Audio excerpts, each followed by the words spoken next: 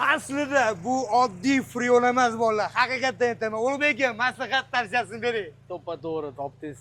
Otabek aka, bu Ecofreeze deb nomlangan 4-avlod freon bo'ladi. Buni natijasini ko'rish xohlaysizmi? Da.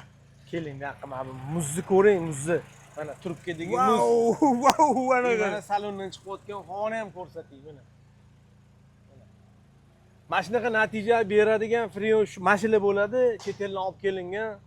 O'zim shaxsan olib kelganman, aka. Lekin buni quyishdan oldin boshqa freonga aralashtirib bo'lmaydi, ustiga quyib bo'lmaydi.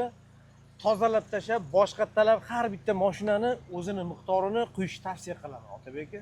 Albatta, sifatli ish kerakmi? Любой mashinangizni, elektromobilingizni, KAMAZingizmi, avtobusmi, любой mashinangizni kelsanglar, mana shu Ulug'bek aka sifatli freonni xudo xolasa sizga solib beradi. Nima deysiz Ulug'bek aka? Kelinglar, chiroyli qilib mashinalarni zapravka qilib, muzdek qilib beramiz. Kartal doimo zo'r maslahat va zo'r tavsiyani bergan bolalar. Aloqadamiz, shu. Marojniy yegani kelinglar.